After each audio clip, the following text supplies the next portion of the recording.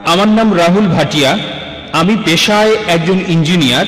আমার প্রশ্নটা হলো, পবিত্র কোরআনে সূরা হজের ৪৭ নম্বর আয়াতে আছে, বলা হয়েছে তোমার প্রতিপালকের কাছে একদিন তোমাদের হিসাবে 1000 বছরের সমান।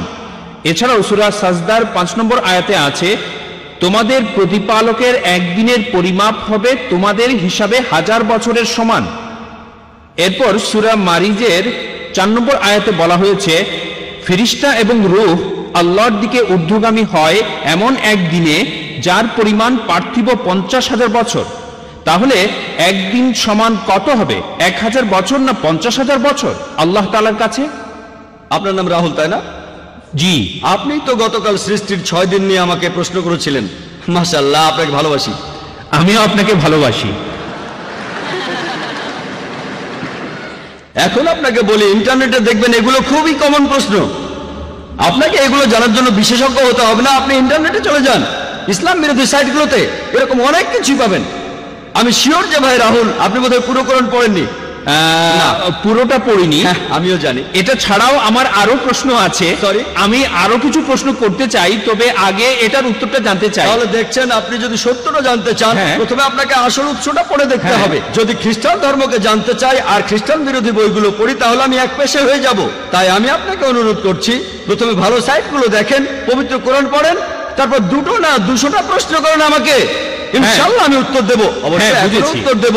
ওকে। তবে আমি দাওয়ার কাজে নিয়োজিত, এটা বুঝি যে লোকে ইসলাম বিরোধী সাইটগুলো দেখে, প্রথমে সেখানে নেগেটিভ পয়েন্টগুলো দেখে মেনে নিয়ে ইসলামের বিরুদ্ধে চলে যায়। ইসলাম সম্পর্কে জানতে হলে ভালো সাইটগুলোতে যান, এমন সাইটে যাবেন না যেমন অ্যানসারিং ইসলাম। এখানে আমি একটা কথা বলি, আপনার উত্তরটা দিচ্ছি, সমস্যা নেই। না, যেটা আমি বলছি, আমি আসলে আধা ঘন্টা ধরে ইসলাম সম্পর্কে ভালো কথা বলতে পারলাম। আমি এখানে একেবারেই নিরপেক্ষ।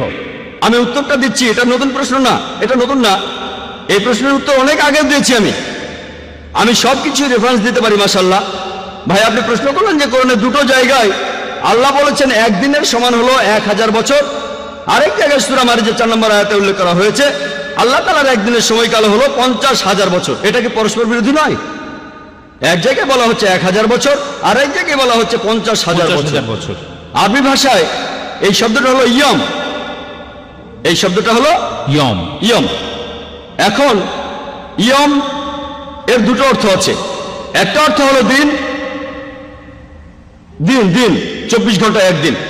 অন্য অর্থটা হচ্ছে একটা সময়কাল, একটা যুগ। এটা যে কোনো একটা সময়কাল হতে পারে। তাহলে ইয়মের একটা অর্থ হলো দিন, আরেকটা অর্থ হলো একটা সময়কাল। তাহলে যদি সঠিকভাবে কোরআন পড়েন, একটা আয়াত বলছে যে একদিন সবকিছু আল্লাহ সুবহানাহু ওয়া তাআলার কাছে উপরে চলে যাবে, যেদিনের পরিমাণ হবে 1000 বছর তোমাদের হিসেবে। একটা দিন, একটা সময়কাল, যেটা সময় হবে তোমাদের হিসেবে 1000 বছর। অন্য জায়গায় সূরা মারিজের 4 নম্বর আয়াতে উল্লেখ করা হয়েছে যে ফেরেশতাগণ যখন আল্লাহ তাআলার দিকে ঊর্ধ্বগামী হয়, এই সময় যে সময়টা লাগে একটা সময়কাল, যেটা পার্থিব 50,000 বছরের সমান। উদাহরণ হিসেবে আপনাকে বলি, ধরুন যদি আমি দুবাই থেকে আবুধাবি যেতে চাই, 1 ঘন্টা সময় লাগবে। আর যদি আমি দুবাই থেকে যাই ধরুন আমেরিকাতে, খুবই স্লো একটা প্লেনে, সময় লাগবে 50 ঘন্টা। দুবাই থেকে আবুধাবি যেতে আমার মোট সময় লাগবে 1 ঘন্টা, আর দুবাই থেকে নিউ ইয়র্ক যেতে আমার সময় লাগবে মোট 50 ঘন্টা। এটা পরস্পর বিরোধী কথা নয়, কারণ এই 2টো বিষয়ই আসলে আলাদা বিষয়। তাই আল্লাহ এক জায়গায় বলছেন একদিন সবকিছু তার কাছে চলে যাবে, সেটার সময় আলাদা। অন্য জায়গায় ফেরেশতাগণ তার কাছে যাবেন, সেটার সময়ও আলাদা। এটা পরস্পর বিরোধী নয়। এখানে বিষয় দুটো আলাদা, তাই সময়ের হিসেবটাও আলাদা।